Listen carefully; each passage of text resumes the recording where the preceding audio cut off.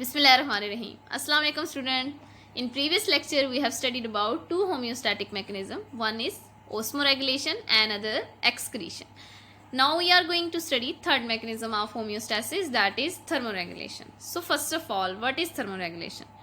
Maintenance of internal temperature within the tolerable range with respect to changing external environment. Mean अगर external environment के अंदर किसी तरह का टेम्परेचर चेंज आता है, टेम्परेचर इंक्रीज होता है या टेम्परेचर डिक्रीज होता है, तो किसी भी लिविंग ऑर्गेनिज्म के अंदर अपने इंटरनल टेम्परेचर को मेंटेन करने के लिए, एक सूटेबल रेंज के अंदर मेंटेन करने के लिए, ना तो वो रेंज ज़्यादा हायर हो और ना बहुत ज़्यादा लोअर हो, ठीक है, एक सूटेबल लोअर रेंज और एक हायर रेंज के अंदर जब टेम्परेचर को मेंटेन किया जाता है, तो जिस मैकेनिज्म के थ्रू टेम्परेचर मेंटेनेंस होती है इंटरनल एनवायरनमेंट के अंदर, इसे हम थर्मोरेगुलेशन कहते हैं।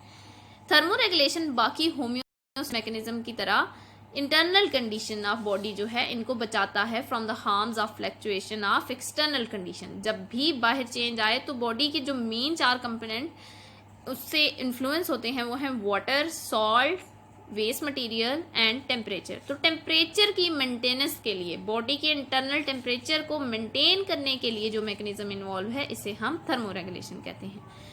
टेम्परेचर चेंजेस की बात करें तो एक्सटर्नल एनवायरनमेंट के अंदर टेम्परेचर चेंजेस दो तरह की हैं, एक लो टेम्परेचर या फिर एक हाई टेम्परेचर। सबसे पहले हम स्टडी करेंगे effect of low temperature on plant. Mean अगर एक्सटर्नल एनवायरनमेंट का टेम्परेचर डिक्रीज होता है तो प्लांट्स किस तरह से इन्फ्लुएंस होंगे। सो फर्स्ट ऑफ ऑल अगर इफेक्ट्स की बात करें तो सबसे पहला इफेक्ट आता है कि ये लो टेम्परेचर टारगेट करता है फ्लूइडिटी ऑफ सेल मेम्ब्रेन को। सेल मेम्ब्रेन की जो लिक्विड प्रॉपर्टी है जिसकी वजह से फ्लो ऑफ मटेरियल जो है वो इजीली होता है, उसको इफेक्ट करता है लो टेम्परेचर। सेकंड इफेक्ट क्या है कि स्ट्रक्चर ऑफ मेम्ब्रेन प्रोटीन्स जो मेम्ब्रेन के अंदर इंटेग्रल प्रोटीन और प्रेफरल प्रोटीन इन्वॉल्व होती हैं, उन प्रोटीन के स्ट्रक्चर को भी डिस्ट्रॉय करता है लो टेम्परेचर। और सबसे डेंजरस इफेक्ट जो है लो टेम्परेचर का प्लांट्स के ऊपर वो है आइस क्रिस्टल फॉर्मेशन। अगर टेम्परेचर फ्रीजिंग रेंज तक पहुंच जाए तो इसकी वजह से आइस क्रिस्टल बनना स्टार्ट हो जाते हैं प्लांट के अंदर, प्लांट के सेल्स के अंदर आइस क्रिस्टल बन जाएंगे और ये एक डैमेजिंग सिचुएशन होगी। सबसे पहले स्टडी करेंगे हम फ्लूइडिटी को। स्टूडेंट, फ्लूइडिटी के बारे में बताने से पहले मैं आपको मेम्ब्रेन के स्ट्रक्चर के बारे में बताऊंगी। ये मेम्ब्रेन का एक जनरल स्ट्रक्चर है। मेम्ब्रेन जो है सेल मेम्ब्रेन, ये एक डबल लेयर्ड स्ट्रक्चर है। डबल लेयर स्ट्रक्चर की बात करें तो ये फास्फोलिपिड की एक बाय लेयर है। मीन ये आपको जो अपर लेयर नजर आ रही है ये भी फास्फोलिपिड है और ये डाउन वाली लेयर जो नजर आ रही है ये भी क्या है, फास्फोलिपिड्स हैं। तो सेल मेम्ब्रेन फास्फोलिपिड की एक बाय लेयर स्ट्रक्चर है। इसके अंदर साथ में प्रोटीन भी मौजूद होती हैं। प्रोटीन्स जो कुछ ऐसी प्रोटीन्स हैं जो पास आउट कर रही होती हैं मेम्ब्रेन को, मेम्ब्रेन के अंदर से गुजर रही होती हैं, इन प्रोटीन्स को हम इंटेग्रल मेम्ब्रेन प्रोटीन कहते हैं। और कुछ ऐसी प्रोटीन्स भी होती हैं जो सिर्फ और सिर्फ प्रेफरी पे मौजूद होती हैं, कॉर्नर्स पे होती हैं। तो प्रोटीन जो है टोटली पास आउट नहीं हो रही होती मेम्ब्रेन के बाय लेयर स्ट्रक्चर के अंदर से, इन प्रोटीन को हम प्रेफरल प्रोटीन्स कहते हैं। तो ये थोड़ा सा जनरल स्ट्रक्चर है। ये दो मेन चीजें हैं, लिपिड्स एंड प्रोटीन, जो सेल मेम्ब्रेन बनाते हैं। फ्लूइडिटी, हमने बात की कि फ्लूइडिटी मेम्ब्रेन की इफेक्ट होती है। तो फ्लूइडिटी क्या है?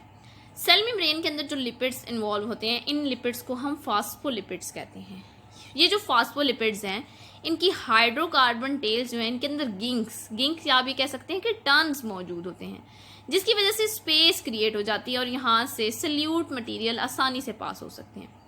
इसके साथ साथ सेकेंड प्रॉपर्टी क्या है फास्फोलिपिड्स की कि ये मूवमेंट करते रहते हैं, कंटिन्यूसली मूव करते रहते हैं। इनकी मूवमेंट दो तरह की होती है। एक होती है लैटरल मूवमेंट। लैटरल का मतलब है कि ये जहाँ पे ये लिपिड है ये इससे दूसरी साइड पे चला जाएगा या इसको रिप्लेस कर देगा ये वाला।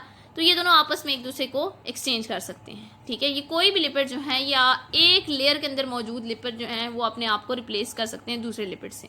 तो ये मूव करते रहते हैं कंटिन्यूसली। इसके साथ साथ सिर्फ और सिर्फ मूवमेंट एक लेयर के दरमियान नहीं होती, बल्कि अपर लेयर से लिपिड्स डाउन वाली लेयर में भी जा सकते हैं और डाउन वाली लेयर से भी अपर लेयर में आ सकते हैं। तो इस मूवमेंट को हम कहते हैं फ्लिप फ्लॉप मूवमेंट। ज़्यादातर जो मूवमेंट हो रही होती है वो लैटरल मूवमेंट होती है। तो इस प्रॉपर्टी की वजह से कि एक तो फास्फोलिपिड्स जो है इनका स्ट्रक्चर जो है, इनकी हाइड्रोकार्बन टेल स्ट्रेट नहीं है, ठीक है। इसके साथ साथ ये कंटिन्यूसली मूव करते रहते हैं मेम्ब्रेन के अंदर। तो इस वजह से मेम्ब्रेन लिक्विड कैरेक्टरिस्टिक्स रखती है, फ्लूइड प्रॉपर्टी रखती है, जिसकी वजह से मटेरियल का फ्लो जो है वो इजीली हो सकता है मेम्ब्रेन के अंदर से। लिपिड्स के साथ साथ प्रोटीन्स जो हैं ये भी मूवमेंट करती रहती हैं मेम्ब्रेन के अंदर, तो इस मूवमेंट्स की वजह से मेम्ब्रेन फ्लूइड प्रॉपर्टी रखती है। तो सबसे पहले हमने स्टडी करना है लो टेम्परेचर का इफेक्ट कैसे करते हैं low temperature fluidity of cell membrane को। तो फ्लूइडिटी कैसे इफेक्ट होती है, अगर लो टेम्परेचर होगा तो लो टेम्परेचर की वजह से फ्रीजिंग स्टार्ट हो जाएगी, लिपिड्स जो हैं ये लॉक हो जाएंगे क्रिस्टलाइन स्ट्रक्चर के अंदर, मीन ये एक दूसरे के ज़्यादा क्लोज आ जाएंगे, क्लोज होने की वजह से मेम्ब्रेन रिजिड हो जाएगी, अब उसके दरमियान से कोई मटेरियल पास नहीं हो सकता। तो इसके क्या इफेक्ट होगा, ट्रांसपोर्ट ऑफ सल्यूट इफेक्ट होगी, जो सल्यूट सेल के अंदर इंटर हो रहे थे या वो मटेरियल जो सेल को लीव कर रहा था वो अब लीव नहीं कर सकेगा और ना इंटर हो सकेंगे मटेरियल, तो इस वजह से ट्रांसपोर्ट ऑफ सल्यूट इससे इफेक्ट हो जाएगी। सिर्फ और सिर्फ लो टेम्परेचर का effect fluidity of cell membrane पे नहीं होता, बल्कि जो प्रोटीन मौजूद होती हैं सेल मेम्ब्रेन के अंदर लो टेम्परेचर की वजह से प्रोटीन का स्ट्रक्चर भी इफेक्ट होता है। यहाँ पे एक डायग्राम में आपको दिखाया गया ऑप्टिमल टेम्परेचर है, ये नॉर्मल टेम्परेचर है, ठीक है। प्लांट के अंदर यहाँ पे सेल मेम्ब्रेन की नॉर्मल ऑस्मोलैरिटी शो की गई है कि लिपिड्स के दरमियान यहाँ पे आप देख रहे हैं कि स्पेसिफिक स्पेस मौजूद है, स्पेस के अंदर से आसानी से सल्यूट मटेरियल पास हो सकता है, ठीक है। तो फ्लो ऑफ मटेरियल इजीली हो सकता है, ठीक है। लेकिन जैसे ही टेम्परेचर डिक्रीज होना स्टार्ट होगा लिपिड्स क्या होंगे, एक दूसरे के क्लोज हो जाएंगे, क्लोज होने की वजह से लॉक हो जाएंगे क्रिस्टलाइन स्ट्रक्चर के अंदर और मेम्ब्रेन रिजिड हो जाएगी। इस रिजिड स्ट्रक्चर की वजह से जो स्पेसेस हैं या जो गैप मौजूद था लिपिड्स के दरमियान अब वो गैप कम हो गया है, जिसकी वजह से सल्यूट का फ्लो या इंटर्न ट्रांसपोर्ट जो है मेम्ब्रेन के अंदर से वो इफेक्ट होगी। इसके साथ साथ स्ट्रक्चर ऑफ प्रोटीन के ऊपर भी इसका इफेक्ट होता है। तो प्लांट के अंदर कौन सी अडॉप्टेशंस हैं, प्लांट ने इन प्रॉब्लम से फाइट करने के लिए अपने अंदर किस तरह की चेंजेस की हैं जिसकी वजह से वो इवन लो टेम्परेचर इन्वायरमेंट के अंदर भी सर्वाइव करते हैं। ऐसा नहीं होता कि लो टेम्परेचर हो जैसे विंटर हो तो प्लांट्स जो है वो डिस्ट्रॉय हो जाएं, बल्कि उसके अंदर भी सर्वाइव करते हैं। तो उसका क्या मतलब है, ड्यूरिंग एवोल्यूशन प्लांट्स ने अपने अंदर कुछ चेंजेस की हैं।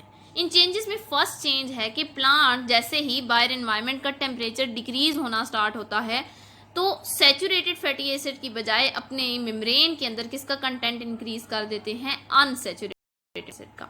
जब अनसैचुरेटेड फैटी एसिड ज़्यादा होंगे तो मेम्ब्रेन क्रिस्टल फॉर्मेशन में नहीं जा सकती, मेम्ब्रेन के अंदर आइस क्रिस्टल नहीं बन सकते और लिपिड्स के लॉक होने के चांसेस कम होंगे। यहाँ पे मैं आपको कंपैरिजन बता देती हूँ कि अगर मेम्ब्रेन के अंदर saturated versus unsaturated fatty acids हों तो उसका क्या इफेक्ट होगा।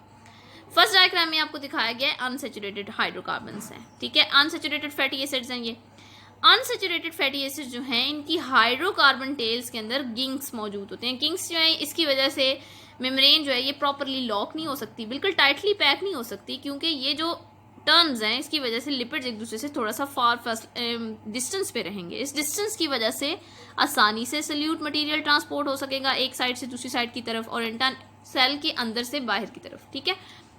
नेक्स्ट अगर आप देखें तो यहाँ पे सैचुरेटेड फैटी एसिड्स दिखाए गए।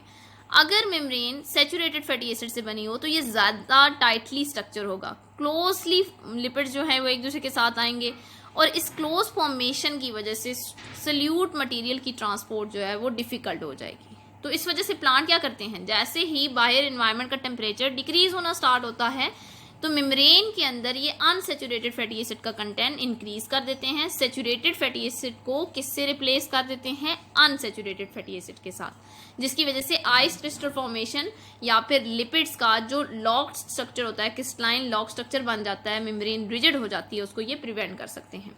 लेकिन ये जो अडॉप्टेशन है इसके लिए टाइम चाहिए। इसी वजह से अगर रैपिड चिलिंग हो जाए, एनवायरनमेंट के अंदर एकदम से टेम्परेचर डिक्रीज हो जाए, आप किसी प्लांट को लेते हो और उसको एकदम से उठा के, पहले वो समर में पड़ा हुआ है, किसी ऐसे रीजन में पहुंचा देते हो जहाँ पे टेम्परेचर बहुत ज़्यादा कम है, तो क्या वो एकदम से बना लेगा अनसैचुरेटेड फैटी एसिड? नो, इस अडॉप्टेशन के लिए टाइम रिक्वायर्ड होता है। सो इस वजह से प्लांट अगर रैपिड चिलिंग के केस में चले जाएं तो ये ज़्यादा डिस्टर्बिंग होगा। अगर ग्रेजुअल ड्रॉप आता रहता है टेम्परेचर के अंदर तो वो ग्रेजुअल ड्रॉप इस तरह से होगा कि प्लांट को इतना टाइम मिल जाएगा कि वो अनसैचुरेटेड फैटी एसिड का कंटेंट इंक्रीज कर ले। लेकिन अगर टाइम कम है और रैपिड चिलिंग होती है तो ये इंटर्न प्लांट को जल्दी डैमेज करेगी। देन लो टेम्परेचर का थर्ड इफेक्ट हमने क्या पढ़ा, आइस क्रिस्टल की फॉर्मेशन। सबसे ज़्यादा डैमेजिंग इफेक्ट है आइस क्रिस्टल फॉर्मेशन। इस इफेक्ट्स की अगर हम बात करें तो आइस क्रिस्टल फॉर्मेशन की अगर हम बात करें, आइस क्रिस्टल फॉर्मेशन अगर मेम्ब्रेन के अंदर हो या प्रोटोप्लाज्म में तो ये किस तरह से डैमेज करेगी। Ice crystal formation with in the protoplasm जो है, अगर आपके कह सकते हैं कि साइटोप्लाज्म के अंदर, न्यूक्लियस के अंदर, इन साइड पे, क्योंकि वाटर मौजूद होता है, साइटोप्लाज्म का मेजर कंटेंट क्या है, वाटर। तो अगर वाटर वहाँ मौजूद है, टेम्परेचर बाय फ्रीजिंग रेंज में है, तो प्लांट के सेल के अंदर भी वाटर जो है ये फ्रीज होना स्टार्ट हो जाएगा, जिसकी वजह से छोटे से टाइनी आइस क्रिस्टल बन जाएंगे। ये आइस क्रिस्टल जो प्रोटोप्लाज्म के अंदर बनते हैं ये परफोरेट कर सकते हैं मेम्ब्रेन को। मेम्ब्रेन के अंदर भी छोटे छोटे पोर्स बना सकते हैं, होल्स क्रिएट कर देंगे मेम्ब्रेन के अंदर, ऑर्गेनेलीज को भी डैमेज कर सकते हैं। ठीक है, शार्प होने की वजह से ये ऑर्गेनेली और मेम्ब्रेन दोनों को डैमेज कर सकते हैं। और अगर ये परफोरेट करते हैं मेम्ब्रेन को या ऑर्गेनेलीज को तो इसका क्या रिजल्ट होगा कि सेल का कंटेंट लीक आउट होना स्टार्ट हो जाएगा। ठीक है, सेल का कंटेंट लीक होगा तो इसका इफेक्ट क्या होगा, सेल किल हो सकता है। नेक्स्ट अगर हम बात करें तो देन एडॉप्टेशन क्या है, कैसे प्रिवेंट करते हैं आइस क्रिस्टल फॉर्मेशन को, किस तरह से रोकते हैं। तो एडॉप्टेशन क्या है प्लांट के अंदर कि जो कोल्ड रीजन के प्लांट हैं, जैसे कि हम प्लम की बात करें, मैपल है, रोजेज हैं, ये अपनी सल्यूट कंपोजिशन के अंदर चेंज लाते हैं। सल्यूट का मतलब क्या है, कि जो सल्यूट साइटोप्लाज्म के अंदर मौजूद है ना, उन्हीं के अंदर ये चेंजेस लाएंगे। जैसे सुक्रोज का कंटेंट इंक्रीज कर देंगे, सल्यूट में आपके पास ग्लूकोज है, ग्लूकोज का कंटेंट इंक्रीज कर देंगे। तो जब एक सॉल्यूशन ज़्यादा कंसंट्रेटेड होगा, उसके अंदर वाटर कम होगा, तो इवन बाहर टेम्परेचर फ्रीजिंग भी है तो उसके फ्रीज होने का चांस कम है, उसके अंदर आइस क्रिस्टल फॉर्मेशन होने के चांसेस कम होंगे, क्योंकि सल्यूट ज़्यादा है, वाटर कम है।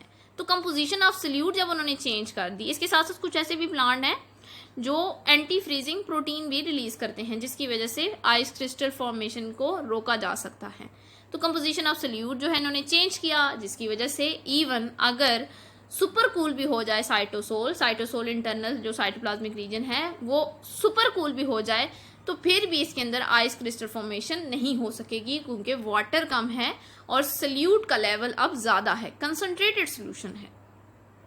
लेकिन अगर हम बात करें सेल वॉल के अंदर क्रिस्टल की, हमने यहाँ पे क्रिस्टल स्टडी किए कि मेम्ब्रेन के अंदर किस तरह से इफेक्ट होगा लो टेम्परेचर का, और इंटर्न प्रोटोप्लाज्म के अंदर क्या इफेक्ट होगा क्रिस्टल फॉर्मेशन का।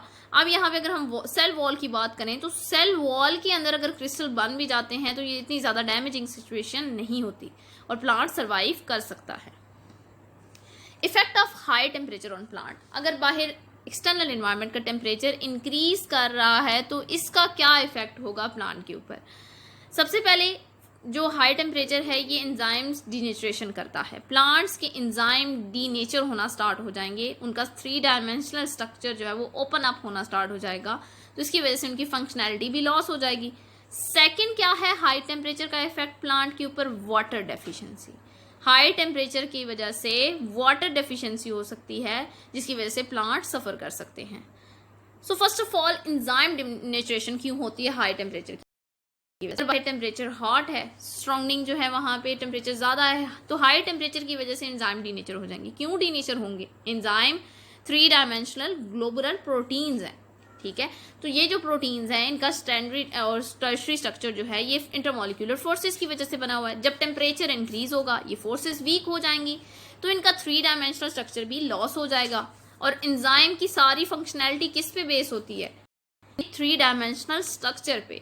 तो जब 3 डायमेंशनल स्ट्रक्चर खत्म हो गया तो एंजाइम फंक्शन नहीं करेंगे, एंजाइम फंक्शन नहीं करेंगे तो जैसे कि आप जानते हैं कि जितने भी मेटाबॉलिक प्रोसेस हैं मेनली उनके अंदर एंजाइम्स इन्वॉल्व हैं, तो क्या मेटाबॉलिज्म हो सकता है, नो। जिन रिएक्शन के अंदर एंजाइम्स इन्वॉल्व हैं अब वो रिएक्शन नहीं हो सकेंगे, जिसकी वजह से डैमेज हो जाएगा मेटाबॉलिज्म। और अगर किसी भी ऑर्गेनिज्म का डैमेज हो जाए मेटाबॉलिज्म तो इसका क्या इफेक्ट होगा, इन टर्न किलिंग हो जाएगी उसकी। तो यहाँ पे हम प्लांट की बात कर रहे हैं तो it will lead to killing of plant. Adaptation क्या है, एंजाइम डीनेचरेशन को प्रिवेंट करने के लिए अगर बाहर एक्सटर्नल एनवायरनमेंट का टेम्परेचर इंक्रीज हो रहा है तो प्लांट क्या चेंजेस करते हैं अपने अंदर, इस सिचुएशन से खुद को बचाने के लिए प्लांट के अंदर कौन सी चेंजेस आएंगी। तो सबसे पहले मेन इफेक्ट जो है हाई टेम्परेचर से प्लांट एंजाइम डीनेचरेशन को रोकने के लिए हीट शॉक प्रोटीन रिलीज करते हैं। ये एक यूबिक्विटस ग्रुप है प्रोटीन का, मीन इनके बहुत से फंक्शंस हैं।